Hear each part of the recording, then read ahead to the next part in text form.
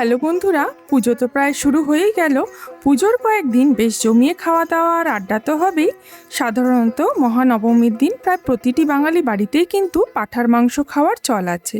আর এবার নবমীতে কড়পড়তা পাঁঠার মাংসের ঝোল বা কষা না বানিয়ে ফেলতে পারো দক্ষিণ ভারতের একটি জনপ্রিয় মাটন ডিশ, যার নাম মাটন সুক্কা।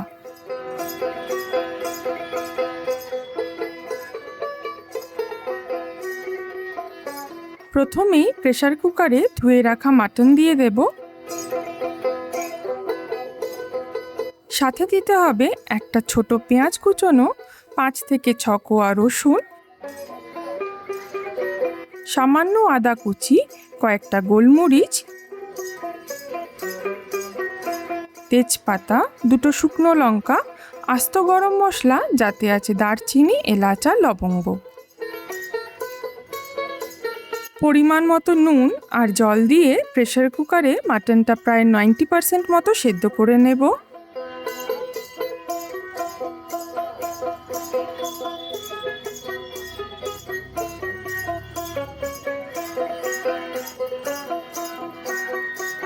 মাটন সেদ্ধ হয়ে গেছে, আর এবার ছোট একটা কড়াইতে প্রথমে 2টো বড় সাইজের পেঁয়াজ কুচি দিচ্ছি।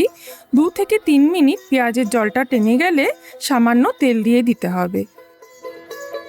সাধারণত পাঁঠার মাংসের সাথে পেঁয়াজ আর রোস্টেড মশলা দিয়ে তৈরি শুকনো শুকনো মাংসের এই পদটা পরোটা দিয়ে খাওয়ারই চল। পেঁয়াজটা তেলের মধ্যে 2-3 মিনিট মতো নাড়াচাড়া করে দিয়ে দেব 4 থেকে 5টা আস্ত শুকনো লঙ্কা।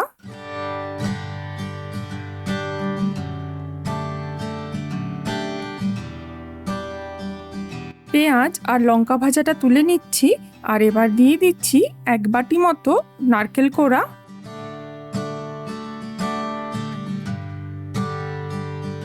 নারকেল কোড়াটাকেও 1 থেকে 2 মিনিট মতো একটু নেড়েচেড়ে নিচ্ছি।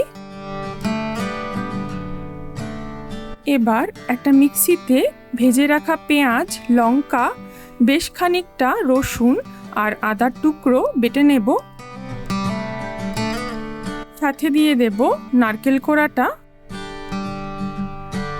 সামান্য একটু জল দিয়ে খুব ভালোভাবে মিহি করে বেটে নিতে হবে। বাটা মশলাটা একটা আলাদা পাত্রে ঢেলে নিচ্ছি।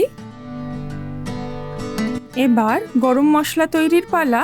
শুকনো কড়াইতে একে একে দিয়ে দেব সামান্য তেজপাতা, 2টো শুকনো লঙ্কা, আর এবার দিয়ে দেব আস্ত গরম মশলা।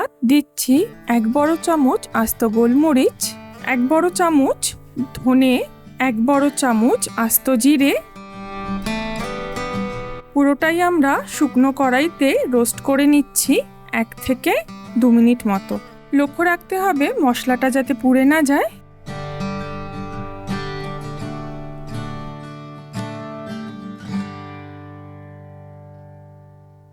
সমস্ত মশলাটা এবার আমরা গুঁড়ো করে নেব।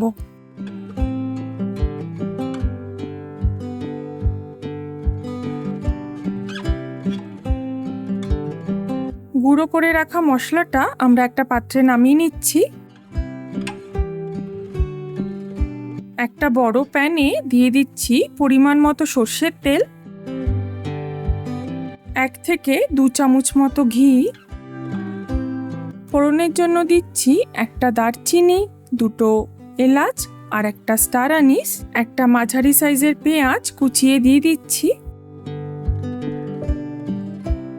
পেঁয়াজে একটা হালকা কালার চলে এলে দিয়ে দেব একটা বড় সাইজের টমেটো কুচোনো।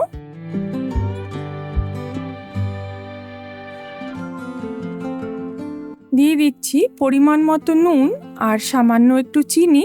এতে কিন্তু আস্তে আস্তে টমেটোটা গলে যাবে।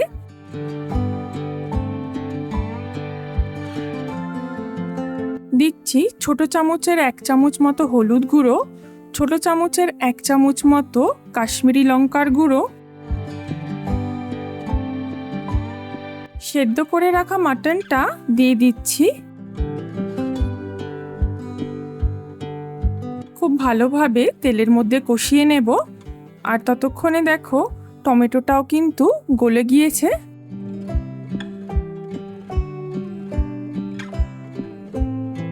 এবার পেঁয়াজ আর নারকেল বাটার মিশ্রণটা দিয়ে খুব ভালোভাবে কষিয়ে নেব।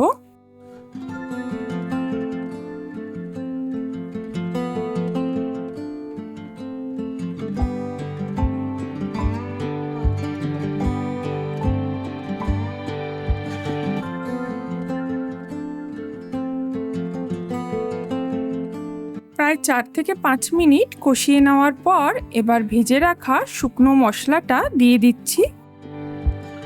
আরও 4 থেকে 5 মিনিট পর আঁচে খুব ভালোভাবে মশলাটা নাড়াচাড়া করে একদম ভাজা ভাজা করে নিতে হবে, যতক্ষণ না মশলা থেকে তেল না ছাড়ে। মশলার গা থেকে তেল ছেড়ে এসছে আর মাটনটাও খুব সুন্দর ভাজা হয়ে গিয়েছে।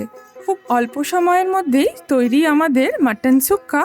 পরিবেশন করতে পারো লুচি, পরোটা, লাচ্ছা পরোটা কিংবা পোলাওয়ের সাথে। রেসিপিটা কেমন লাগলো আমাকে কমেন্টে অবশ্যই জানিও। আর বন্ধুদের সাথে লাইক, শেয়ার আর সাবস্ক্রাইব করতে ভুলো না। পুজোর কয়েকদিন জমিয়ে খাওয়া দাওয়া করো আর এরম অনেক সুস্বাদু রেসিপির জন্য দেখতে থাকো 5 স্পাইস স্টোরিজ।